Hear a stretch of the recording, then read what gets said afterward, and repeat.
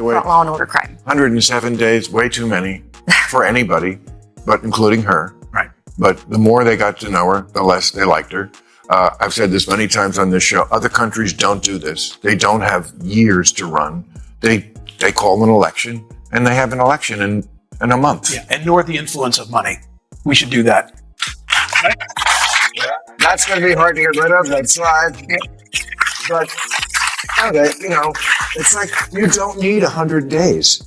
You need 107 days. You tell people your plan. This is what I am for. This is my thing. You're selling something. You're selling a vacuum cleaner. If I'm selling a vacuum cleaner, I'll tell you why I think it's best. I'm not going to tell you every goddamn day for 2 years. Did I tell you about the attachment that gets under the... Yeah, you did.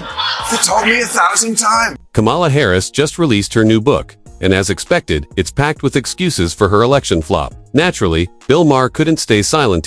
His response was brutal. He pointed out that 107 days was more than enough time for Harris to lock in a victory. But that wasn't all. Maher also called out several glaring falsehoods buried in her story. Brace yourself, this takedown cuts deep, and you'll want to hear every word. Violence and the crime, people just getting away with it, cashless bail, whatever.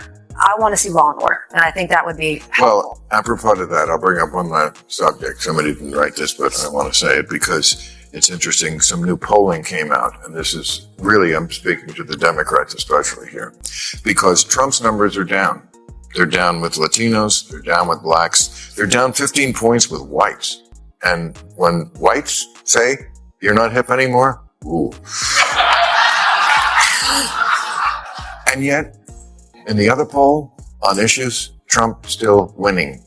So this is your big opportunity, Democrats. He's down in the numbers, and you still can't score. Bill Maher opened by highlighting new polls that show Trump losing some ground with voters. But here's the catch-on: the issues that matter most to Americans, like the economy, the border, and foreign policy, Trump is still way ahead. Maher argues this should be the perfect chance for Democrats to reset and actually win people over. Instead, they're too busy bowing to woke politics and fighting culture wars no one outside their bubble even cares about. And just when it seems like Maher is wrapping up, he drops a bombshell that could leave the entire Democratic Party reeling. They ask who has a better plan. Republicans crushing it on crime, immigration, wars, the economy, even corruption.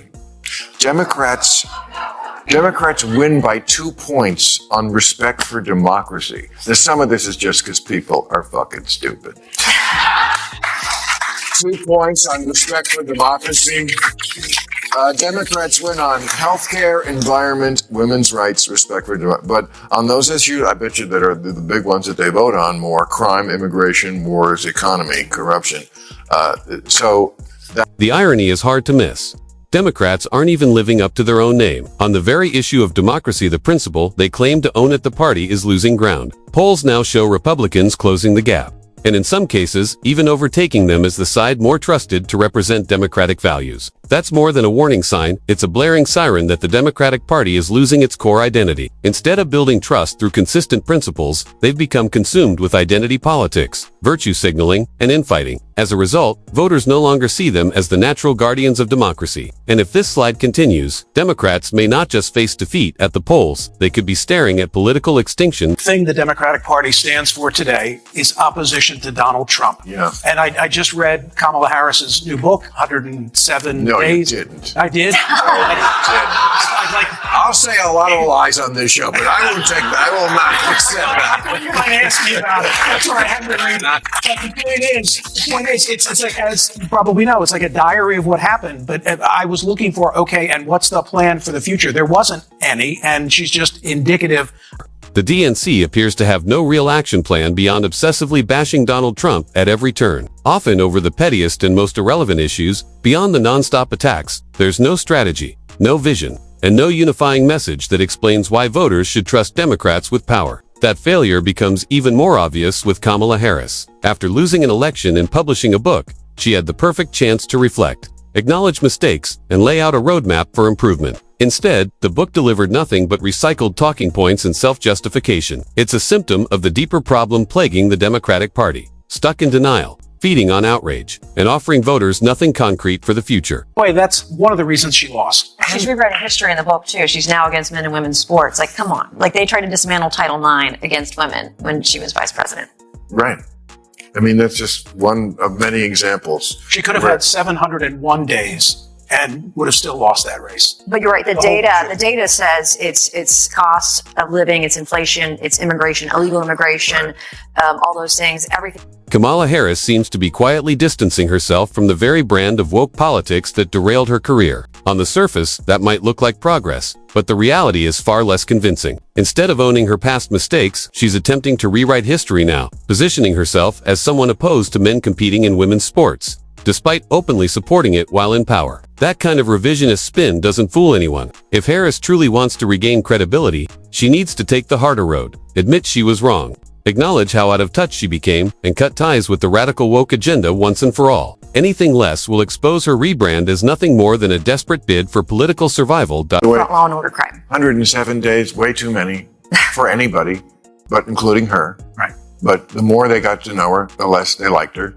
I've said this many times on this show. Other countries don't do this. They don't have years to run. They call an election, and they have an election in a month. Yeah, and nor the influence of money. We should do that. Right? From the very start, Maher wastes no time ripping into Kamala Harris's new book. To him, it reads less like honest reflection and more like a long list of excuses. At the center of her defense is the infamous 107 days, the window of time she claims was too short to spread her message and connect with voters. Harris insists this compressed timeline doomed her campaign from the start, but Maher isn't buying it. He calls that argument a complete fallacy, pointing out that Americans didn't reject her because of the calendar. They rejected her because they finally saw who she really was. After years of staying safely in the vice president's shadow, Harris had her moment in the spotlight, and voters weren't impressed. It wasn't about time. It was about trust, likability, and authenticity, and she simply didn't have it. Very hard to get rid of. Next slide. But, it's like you don't need 100 days. You need 107 days. You tell people your plan. This is what I am for. This is my thing. You're selling something. You're selling a vacuum cleaner. If I'm selling a vacuum cleaner, I'll tell you why I think it's best. Am I going to tell you every goddamn day for 2 years? Did I tell you about the attachment that gets under the... Yeah, you did. You told me 1,000 times. All right. Thank you very much.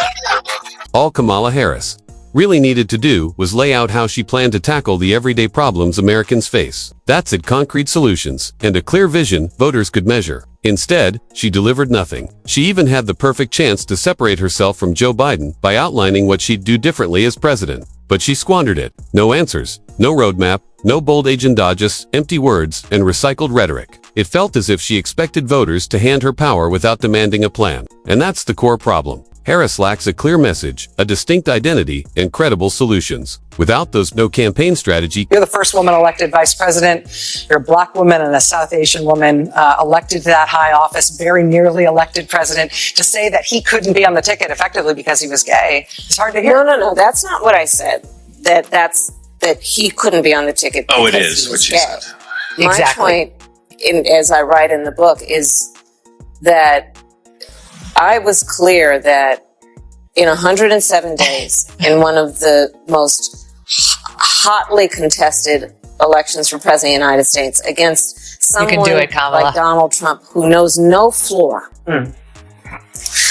to be a black woman running for president of the United States, and as a vice presidential running mate, a gay man, with the stakes being so high, it made me very sad, but I also realized it would be a real... That's exactly what Bill Maher zeroed in on, the glaring dishonesty from Kamala Harris. In her own book, she flat out wrote that she didn't choose Pete Buttigieg as her running mate because he was gay. Those were her words in black and white. But when Rachel Maddow pressed her on it, Harris backpedaled, claiming that's not what she meant, or, even worse, denying that's what she wrote at all. That kind of contradiction is political quicksand. If she can't stand by her own published words, how can Americans trust her to stand firm on policy or leadership? Maher's point is devastatingly clear. This isn't just about bad campaign decisions, it's about credibility. And Harris is bleeding it away with every excuse, every contradiction, and every attempt to rewrite her own. What she said about New York mayoral hopeful and radical hard leftist Zoran Mamdani. What do you think of him and his candidacy?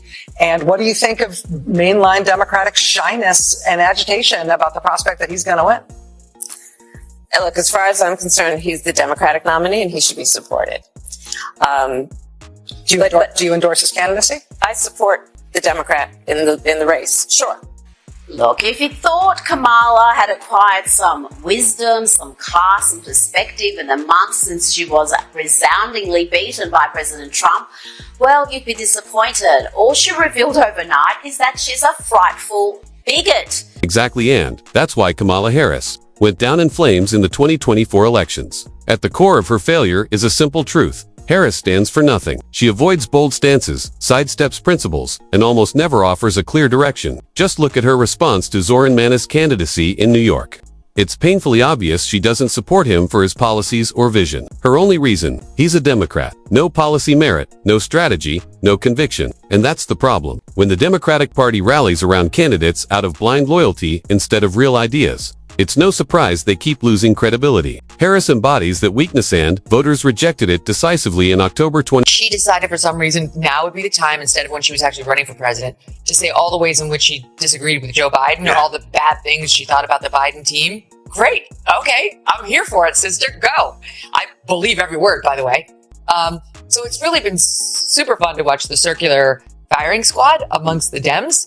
Usually they're a little better about holding their discipline on that. It's usually the Republicans who do all the infighting. So I'm thrilled to see it, and I really can't wait until her next appearance. I can't wait to hear what she has to say. And Kamala Harris was running for president and proudly declared she wouldn't change a single thing Joe Biden had done. That was her entire message, a blank check of loyalty to Biden with zero questions asked. Fast forward to today, and the tune has completely changed. Now that she's no longer tied to the vice presidency, Harris is rattling off everything that went wrong under Biden's watch: skyrocketing inflation, a broken border, foreign policy blunders, you name it. The irony: these were the very issues she stayed silent on when she had the platform and responsibility to make a difference. Instead of speaking truth to power, she played it safe. And now, after the damage is done, she's suddenly found her voice. For many Americans, it's simply too little, too late. Her new book and public statements only highlight why she lost in 2024, and why her political future looks so uncertain. From rewriting history and dodging accountability, to hiding in Biden's shadow and clinging to failed woke politics, Harris has yet to show a clear vision or real leadership. Bill Maher called out the contradictions, and voters have already seen through the excuses. If Kamala wants a comeback, it won't happen through spin or blind party loyalty. It'll take brutal honesty, real solutions, and the courage to break with the same failed strategies that sank her before. And that's where we'll wrap things up for today's video. If you enjoyed this breakdown, don't forget to hit like and subscribe for more hard-hitting content. Thanks for watching, and we'll see you in the next one.